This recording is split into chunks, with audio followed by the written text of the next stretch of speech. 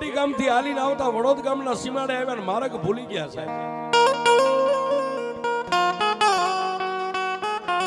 માર્ગ ભૂલી ગયા એટલે વેરાણ વગડાની માલિપા સાહેબ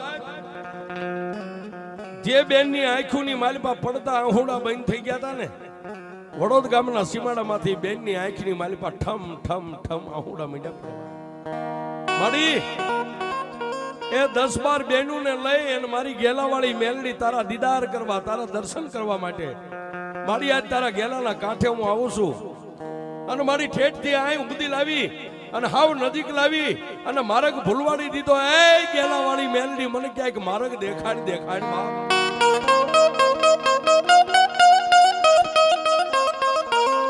એ સાહેબ બે બાજુ કાંટાની વાડ છે અને વાડની વચ્ચે 10-12 બહેનો. પણ જે બેન રોવા માંડ્યા એટલે હારે બીજી બહેનો હતી એને એટલું કીધું કે મેલડી માથે ભરોસો રાખ. એ હવે લઈ જાય છે તો એ મેલડી એના થડે લઈ જાય છે, બાકી કોઈને પૂછવું નથી. પણ સાહેબ એ અબડાનો પોકાર મારી ગેલાના કાંઠે બેઠેલી મારી રેવા બાપાની કાળી નાગની મેલડી સાંભળી ગઈ ને, આગળ તમે દર્શન કરો એટલે 2 બુટિયા બોકડા ઉભા છે. એમાંથી મારી ગેલાવાળી મેલડી એકાદ બોકડાને કીધું છે કે જા જા આજ વગડાની માલિપા મારી દીકરીઓ રોવે છે ને અહીં સુધી લેતો આવે છે.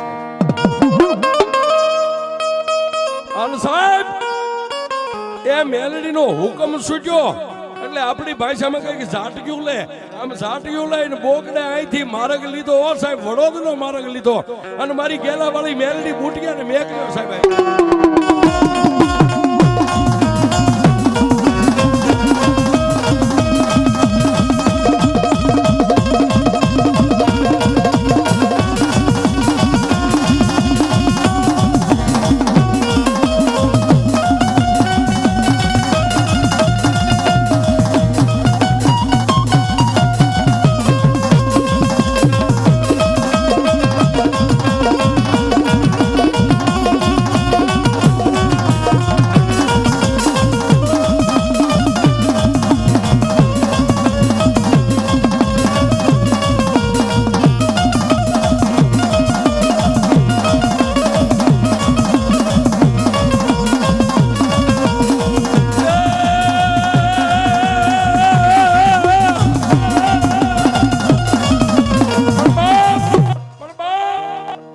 ઓલી એક બેન રોવે અને બીજી 7-8 બેનો એને સાની રાખે કે રવા દે. રોવાય નહીં. જેના ભરોહે નીકળ્યા છે ને મેલડી એના થડા સુધી લઈ જાય છે. ત્યાં તો સાહેબ કાંટાની વાડને માથું મારી અને ધણેનાટી કરી અને ઓલી બેન રોતી હતી એની આગળ જઈને મારી મેલડીનો એ મારી ગેલાવાળી મેલડીનો બુટિયો બોકડો ઉભો રહ્યો સાહેબ, માર્ગ વચ્ચે ઉભો રહ્યો.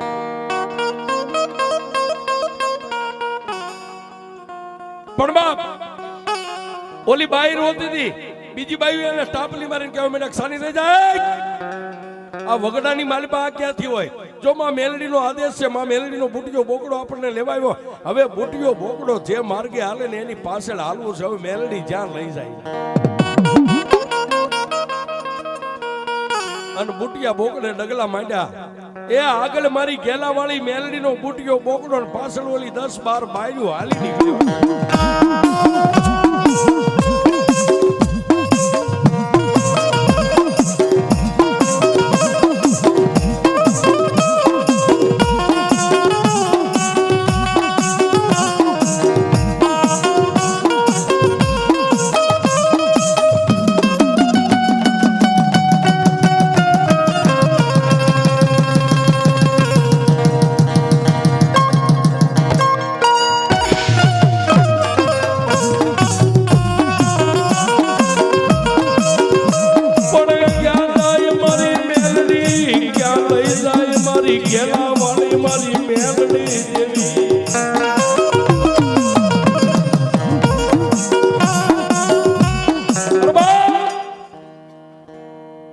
વડોદરા સીમાડા માથેથી કાળા તળાવ ગામની હોહરવા થઈ અને દરેડ ગામની માલપા થઈને ઠેઠ આય સુધી આગળ બુટિયો બોકડો પાછળ ઓલી 10-12 બાયું.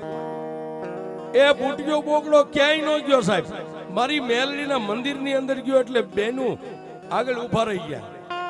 કે મંદિરની અંદર બુટિયો બોકડો ગયો છે ત્યાં જવાય નહીં મારે, પણ એક બેને રેવા બાપા એક બાજુ કાંઈ કામકાજ કરતા એને અવાજ કર્યો, આપા અમે ઠેઠ ઘેટી ગામથી પગપાળા હાલીને માં ભગવતી મેલડીના એક તાવો કરવા માટે આવ્યા છે. તેથી રેવા અપાએ કીધું બાપ માં મેલડીના દર્શન આવ્યો તો નીચે કેમ ઉભા, દર્શન કરી આવો, મંદિરમાં જાઓ. કે આપાએ મંદિરની માલિપા બુટિયો બોકડો ગયો છે, અમને એની બીક લાગે છે. અને આપાએ મંદિર સામે ડગલા માંડ્યા, પણ મંદિરની માલિપા રેવા બાપા ગયા ને, નતો બુટિયો બોકડો નતું કાંઈ એનું નામ નિશાન. ઈ મારી ઘેલા વાળી મેલડી સાહેબ, એ વગડામાં ક્યાંય ભૂલા પડો અને પોકાર કરો, જો મારી ગેલા વાળી માર્ગ નો દેખાડે તો મારી રેવા બાપાની ભક્તિની મેળવી નો.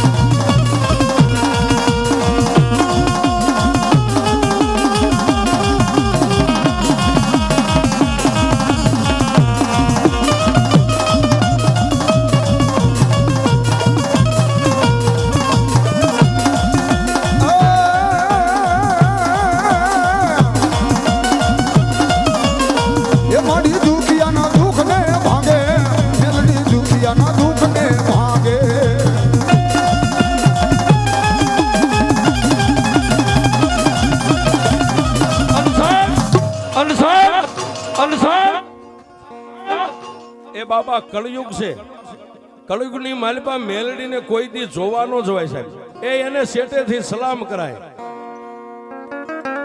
હજી હમણાં આ માંડવાની માલિપા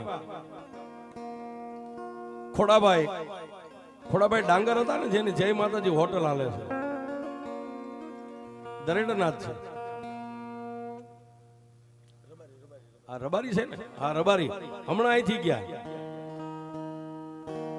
એ સાહેબ હજી આ 5-15 દી નો જ પરચો. એની હોટલની માલિપા જય માતાજી હોટલની માલિપા મારા ગામનો સાહેબ, મારા ગામનો જયદીપ તળપદા કોળીનો દીકરો મહેતાજી તરીકે આજ નોકરી કરે છે. આજની તારીખમાં નોકરી એની ચાલુ છે. હજી 5-15 દી પહેલા એની 500 ગ્રામની ચાંદીની પહોંચી એ હોટલમાંથી ચોરાઈ ગઈ.